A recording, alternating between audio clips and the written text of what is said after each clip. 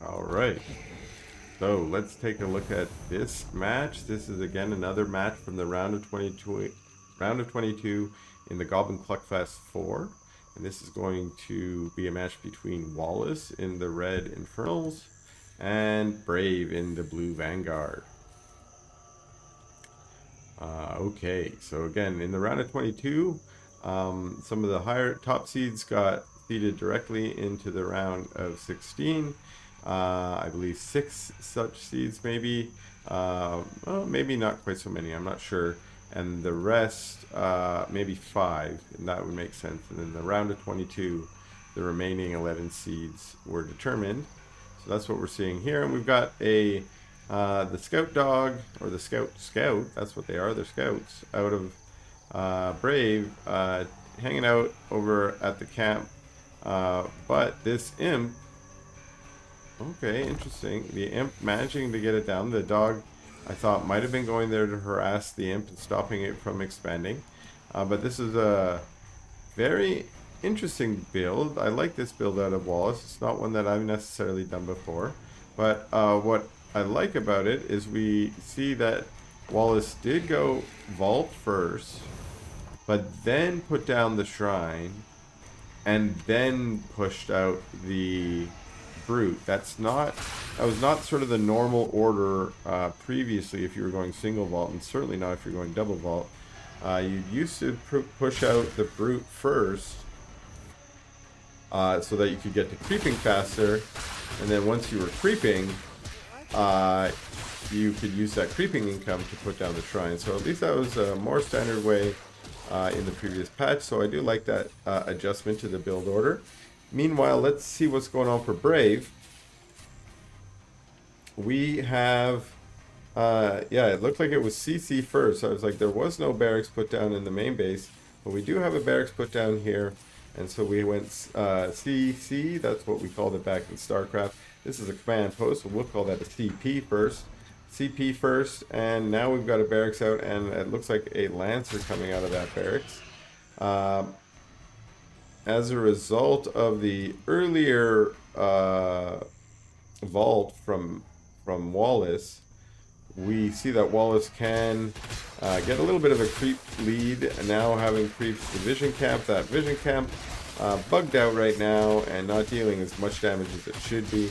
So easy to take, as easiest to take as your first camp. Now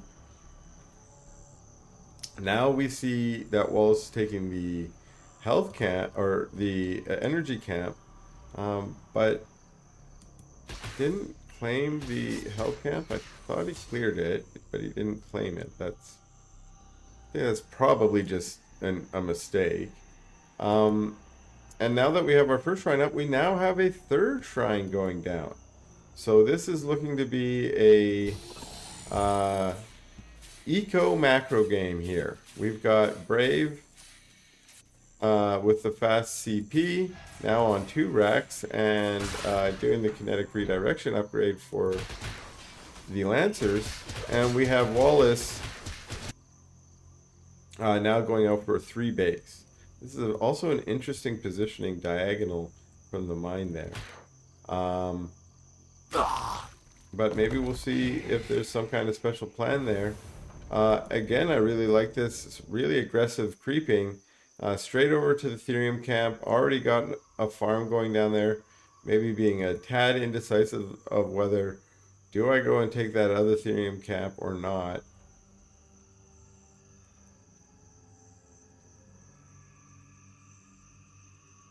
Waiting for the Gaunt and the Brute to regroup. I do think that that's the right choice. I'm timid against these camps because the big old bruiser guy really, I think 2 or 3 shots fiends, and it has a really quick attack.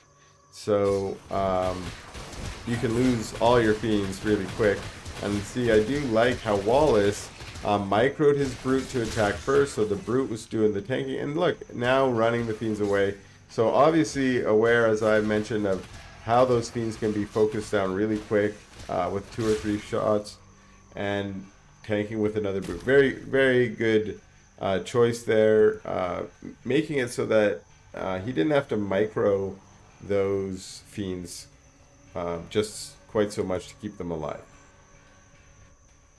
Okay, let's check back in with Brave over here.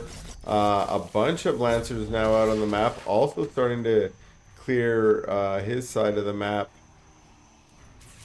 And also going for more econ. So both of them playing a very greedy macro game. But the Lancers are now marching across the map with that debuff on. That's pretty brave. Almost running into that army from Wallace, but I think maybe Wallace got a slight glimpse of it, and that's why Wallace backed away closer to its natural. And now this vision camp taken. I wonder if it obviously sees the shroud. So these Lancers say, maybe I can go get something for free down there. And sure enough, they got 2 gaunts. And then maybe catching a glimpse of that army, decide it's maybe wiser to back away. Chase the fiends away from the vision tower. And so they're now going to capture the energy tower. And we now have an imp, it looks like, going up for a 4th base. So again, very greedy out of Wallace. Well, I shouldn't say greedy. It's not like he's doing this without an army or without an ability to defend from the aggression from Brave. And both of them have been putting in some scouting to know what their opponents are up to. And now it looks like Wallace wants to chase Brave back to the other side of the map where he belongs. And we do get one nice little Magmadon running through there and getting some stomps. Not upgraded yet because there were no stuns going down. There's another one. I really love this staggered stomp. It's so easy to control click your mags and just press Z and then have them all go stomping. Well, then that means maybe there's one that's off screen or is just coming on the screen, like we saw with the 3rd mag here, that maybe is now, wasting all of his stomp, and it will be on cooldown when he finally reaches the front line. So I like to stagger them, box up 1 or 2, stomp them and split them so they go into different parts of the army, and then do it again and again and again. And what that can also do is lead to a lot more stuns going down. And the stuns, of course, are good to immobilize your opponent, but they also reduce the DPS a bit. And now we have a big battle going down. We have half the army up at the top. Well, these guys try and chase the Exos down. Meanwhile, we have these ones trying to get some kills on those Bobs, maybe getting them to turn into some Fiends, which will help them when they turn back. Now these Exos have managed to kill the Mag and the Brute and are back trying to fight. Well, sure enough, there are Fiends on the map now because those Bobs did start going down. There's only a couple overcharged Bobs left. A lot of Gaunts now. Gaunts versus Exos. That's actually in the Gaunt's favor, especially if you have Reaper's Rush and you can get on top of those fast-moving Exos. And another Mag coming down. Unfortunately, not fast-moving himself.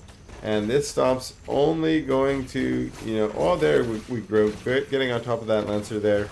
And these Gaunts, a few of their friends hiding in the bushes, and maybe deciding it's best. Let's make our way back home. Good little harass there. Lots of Bob kills as well as army kills. We'll see how Brave's going to try and react to that. Again, the benefit for Brave, of course, being that, well, he was already on 3 base. So coming and killing all my Bobs at my 3rd base is maybe not that bad. And the benefit, of course, in Wallace's favor is, well, Wallace, it looks like, is up to 4 bases now. And not fully mining out of all of them yet, but notice that he was mining more out of the Therium up here. And now we do have a little strike force striking their way through the trees.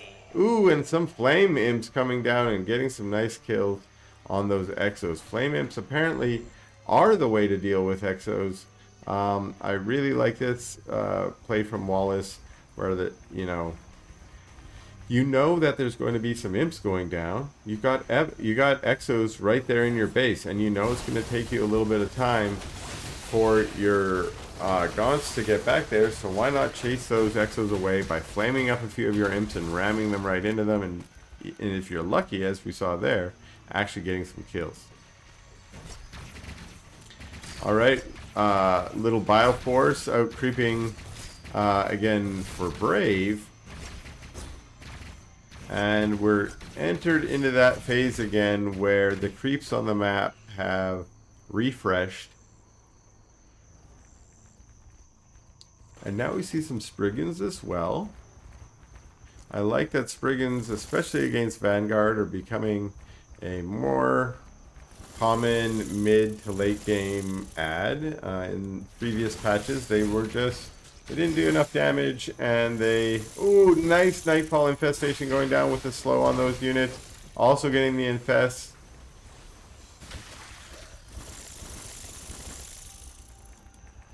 Yeah, the Spriggans with a buff to their damage, making them a little bit better unit, both on the harass and in your base unit composition. There seems to still need to be some tuning on them, but anything is better if you're going from them getting no use at all to use in more than one matchup. So those are some pretty good stomps going down from in the trample on those Magmadons, getting on top of half that infantry, stunning them and killing them. And now we got them right on top. As a Vanguard, this is not where you want to be fighting in your own base. Good stomps from that Magmadon after the cooldown. And yeah, this is a GG from Wallace. Or from Brave, sorry.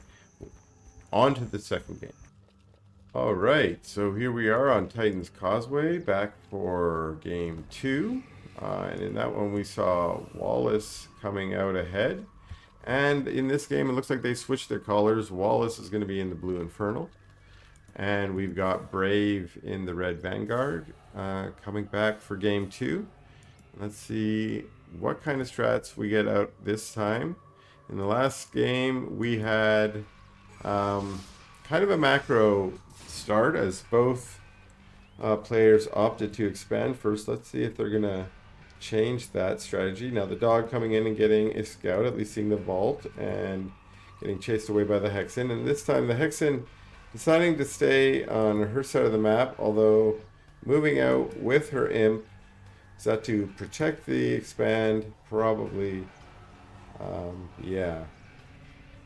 So with the dog on the map, the dog block your expo, as it looks like it might try and do here. And that's a nice little harass, attacking the imp. And it looks like we are going to get a brute out there. And now that the dog's been chased away, we can put down that shrine. So last game, I was commenting on how, as a build order, Wallace went shrine and then brute, because that was a little bit more efficient, getting your shrine a little bit quicker. But in this game, because of the harass from the dog, unfortunately, he couldn't get his shrine down, and opted to build that brute, and that just slowed the shrine that much. It's not too much, maybe 5-10 seconds, but again, that's going to slow you starting to get mining on that base. Alright, so Fiend and Brute creeping over here. Now, what was Brave doing back home after harassing the shrine of Wallace? Brave was also going for a CC of his own back home. Ooh, this dog getting caught out on the map, getting a little surround and getting killed. Always nice to kill the early scout of any faction. So killing the dog or the Hexen is always a great kill. And then now getting a pretty good creep on these Shadow Mastiffs as well. The Shadow Mastiffs always chaotic. So if you can creep them without too much headache at micro, you're getting kind of lucky actually.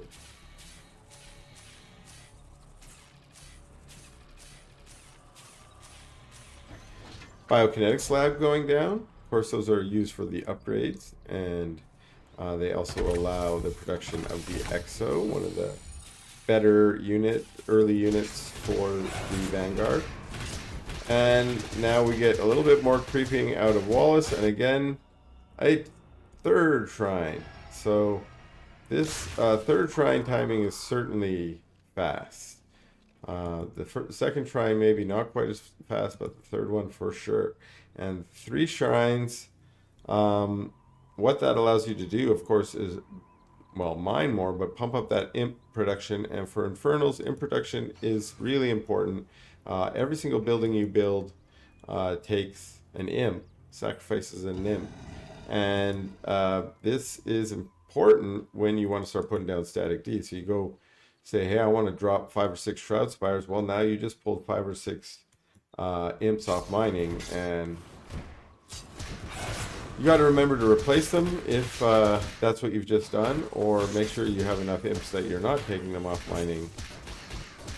I think we're going to see a little bit of a shift of how the mining and allocation of workers goes. At the moment, workers are usually pulled off of Luminite to do building, with the idea that after they can just go back and that Therium is more valuable. But I think what you're going to start finding, how the meta is going to change. You never really want to change the number of workers you have on Luminite, but you might, I mean, it's very regular to change how many you have on Therium. So I think this is what I do at least, and I think might start catch on, is that after I have 12 on Luminite, I rally to my Therium. Now we have a little altercation around the speed camp. Lancer's getting out on top here. Brute saying, buzz off. The Brutes are the ones who want to really be tanking those Lancers. You don't want them on your Fiends or your Gaunts because they do extra damage. And maybe Wallace is deciding I don't really want to fight here, although I don't really want to lose. And this is sort of an interesting... The Lancers are getting on top of some of those light units, managing to get some really good damage, taking out almost all of the Gaunts now, resetting the Gaunt count, and now just a few Brutes left. Oh, with a couple of Exos showing up who happen to be good against those Brutes. Wow. That was not a good fight for Wallace to take, even though Wallace seemingly outnumbered at the beginning there and was going to take it. Some really good micro, and I believe kicking in of the kinetic redirection, at least the kinetic redirection, was really helpful to allow those Lancers to maneuver around and get on top. Now, luckily for Wallace, he's been able to rebuild an army really quick. Of course, one of the benefits of the Infernal. Oh, nice catch on that one rallying Exo. And now the army of Brave retreating. There's a little cabbage there. Yeah, is he gonna go eat the sweet cabbage juices? And sure enough, he did. Cabbage juice, the way to get heals. All right, so now on top of this third base, not fully saturated yet, but I like this, trying to run away because those units did kind of get a strange little surround because of this choke here. And wow, are we gonna see the whole army going down? This one last Exo, even with its veterancy. Boom. Okay. And there were 3 more rallying Exos down below, but luckily they got turned around. They got the message from their buddies. Hey, it's a wipe up here. Don't come. Okay, and what are we seeing here? We're getting, it looks like more barracks added, so we're staying on bio mostly. Okay. We do have a machine lab up here. More barracks.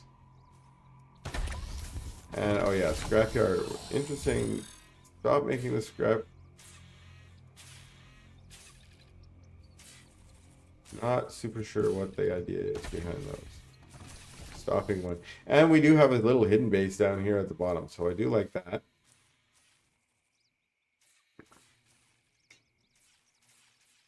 We need some scouting out of Wallace if he's going to find that.